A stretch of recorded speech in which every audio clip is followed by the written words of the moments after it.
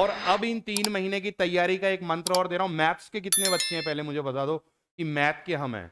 आप लोगों के लिए खास सलाह है मैथ वालों के लिए, क्योंकि आरएस प्री का पेपर देने जाओगे 10 क्वेश्चन मैथ से आएंगे, है ना। और मैथ वालों को पता होता है 2 क्वेश्चन मैथ के ही डिलीट होते हैं। 2 क्वेश्चन, अक्सर ऐसा हुआ है कि एक क्वेश्चन तो हमेशा मैथ का डिलीट हुआ है क्योंकि वो गलत होता है। वो दिया ही इन गणित वालों के लिए जाता है ताकि ये अपने ईगो पे ले ले बात को कि ये सॉल्व कैसे नहीं हो रहा है। होता क्या है कि जब वो परीक्षा देते हैं तो वो सॉल्व नहीं होता क्वेश्चन, और जब वो सॉल्व नहीं होता तो मैथ्स वाले उसको बार बार सॉल्व करते हैं कि हमसे क्वेश्चन सॉल्व नहीं हो रहा। मैंने बात सही कह रहा हूं गलत कह रहा हूं? बिल्कुल ईगो पे ले लेते सारा, हमसे गणित ये सॉल्व नहीं हो रहा, और पता चला आधा घंटा खराब हो जाता है उन 2 क्वेश्चनों में। है बेटा, ऐसा हुआ है आपके साथ? हाँ हाँ, मैं जानता हूं ना, मेरे स्टूडेंट जितने इंजीनियर हैं बोले कि सर वो मैथ के 2 सवाल ऐसे थे कि उनको सॉल्व करने में आधा घंटा लग गया, और पता चला फिर जो सवाल आते थे वो भी नहीं हुए। तो जितने भी बच्चे मैथ के हैं और जो मैथ के भरोसे जा रहे हैं प्रीलिम्स में, क्योंकि देखो सब अपने अंडे अंडे लेके जाएंगे, सब अपने सबके फेवरेट अंडे होंगे। अभी क्या है, जैसे क्या आप लोग क्या कर रहे हो, अंडे ही तो इकट्ठे कर रहे हो। हिस्ट्री का अंडा इकट्ठा हो गया, घोंसले में लगा दो भैया, पढ़ेंगे 2 महीने बाद। पॉलिटी का अंडा तैयार। और फिर लास्ट में क्या होगा, जैसे जैसे परीक्षा पास आएगी एक एक अंडा तुम फोड़ोगे, बैक नहीं होगा हमसे ये, और एंड में सारे अंडे फोड़ फाड़ के घर जा रहा हूं मैं तो, अगली बार दूंगा। और मैं आपको एग्जाम्पल से ही समझा रहा हूं। सबसे बदमाश प्राणी होता है सांप, वो भी आखिरी 1 महीने अपने अंडे नहीं छोड़ता है, उन्हीं पे ही लौटता रहता है, भूखा प्यासा। वही आपके अंडे ही हैं ये हिस्ट्री ज्योग्राफी पॉलिटी।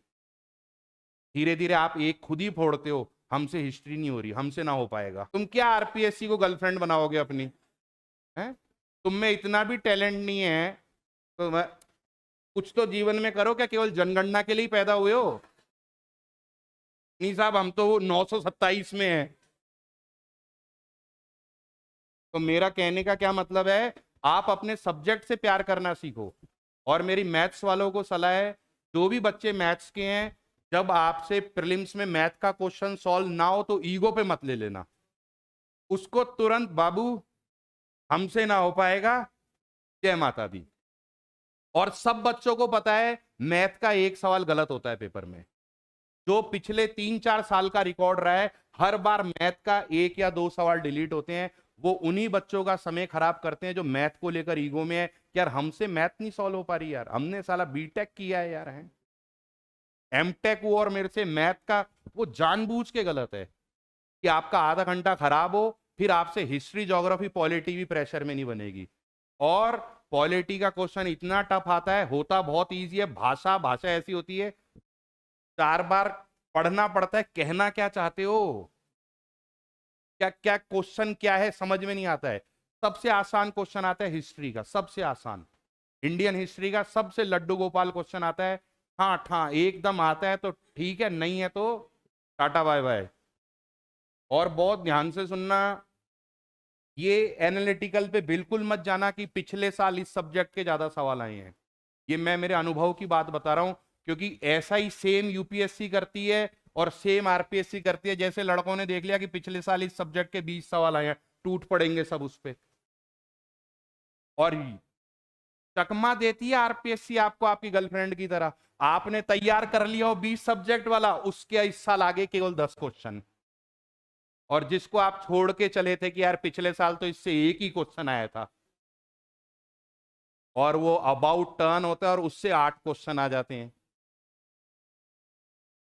एक बार मेरे को अच्छे से याद है, मैं अपना एग्जाम्पल बता रहा हूं। मैंने सोचा यार वर्ल्ड ज्योग्राफी छोड़ के चलेंगे कि इससे 1-2 सवाल आते हैं, इसको क्या पढ़ना, छोड़ दो।